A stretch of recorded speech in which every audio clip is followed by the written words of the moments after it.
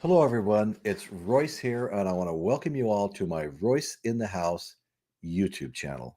Got a story to tell tonight about Frank Zappa's dying request that was sent to Jethro Tull's Ian Anderson. Okay, so here we go. Let's just get right into it, all right? The sad nature of mortality is that no one ever knows when the end will come. Even with the longest illness and what seems like all the time in the world to prepare, no one can truly know when they're going to get called to the other side.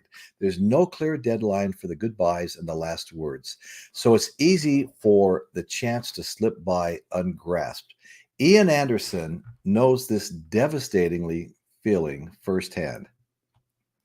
It seemed like a strange request that on his deathbed, pioneering artist Frank Zappa wanted to talk to Anderson. Zappa had a hand in the careers of so many lives, so many. As a leader in the world of weird avant-garde rock, he had his Mothers of Inventions, he had his girl group, the GTOs, and three very creative and talented children, and a whole horde of friends, peers, students that had been touched by his impact. As Frank Zappa's prostate cancer worsened and the end neared, his time was busy with emotional goodbyes and praise from friends delivered to him about his importance. Okay. But he had one request, Anderson goes on. When Frank Zappa was terminally ill, I received a message that said he would like me to call him.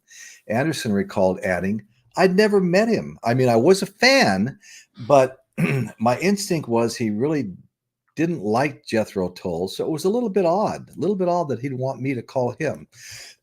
Excuse me, folks. Zappa had been outspoken on his feelings towards Anderson's band, and they weren't pleasant. Jethro Tull broke out in the aftermath of Mothers of Invention's landmark debut record, Freak Out. Anderson's band was always being labeled as copycats.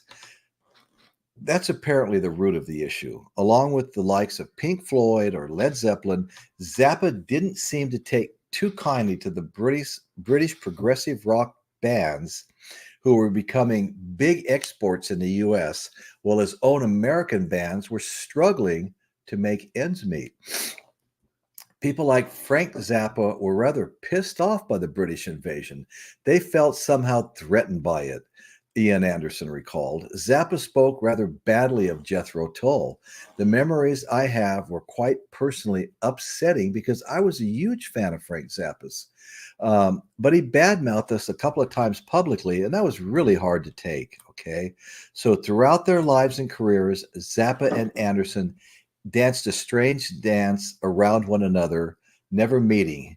Anderson was and still is a major fan of Zappa's and acknowledges his impact on the music world. In return, Zappa seemed almost threatened by Anderson, which in some ways is kind of flattery. It's kind of flattery, but they waltzed around and they never really spoke.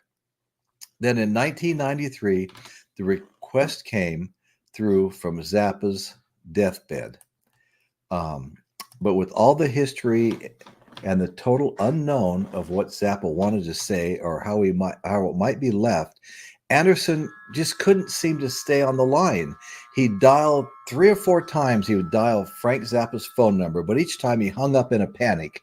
He said, "I was embarrassed. What do you say to a dying man?" says Anderson. A few weeks later, he died. Anderson described not calling him as one of the biggest regrets of his career. In the end, it seemed that Zappa simply wanted to use his final days for connection and reconciliation. As the musician said, from what I heard, he wanted to talk to a few people just to say hi, and I was one of them. Sad right there. That's pretty sad. Really, there's no use in dwelling on what could have been or what could have happened.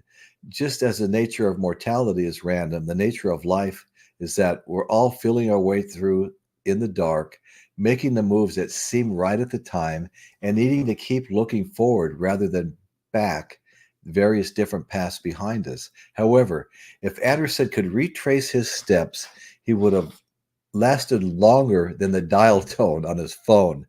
On those 3 times he dialed Frank Zappa.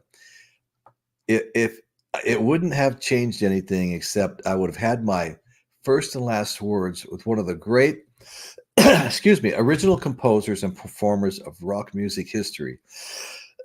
Okay, a few more words about Frank Zappa I've got to get out here.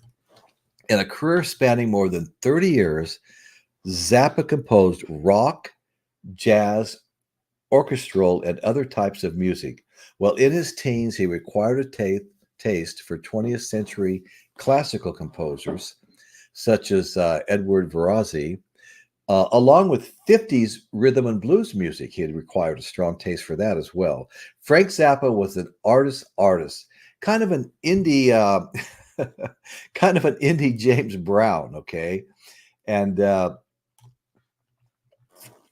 number of notable musicians, bands, orchestras from diverse genres have been influenced by Frank Zappa's music. Rock artists like Alice Cooper, who Zappa helped get started, Larry Lalonde of Primus, Fee Waybill of the Tubes, they all cite Zappa's influence, as do progressive, alternative, and experimental rock artists.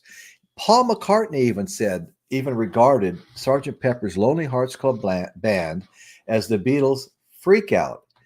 So Zappa also influenced guitarists like Jimi Hendrix and heavy rock and metal acts like Black Sabbath. So his influence was long and deep, and it crossed all the boundaries of genres. So that's my little story about Ian's missed opportunity to maybe clear the air with Frank Zappa, who he really admired.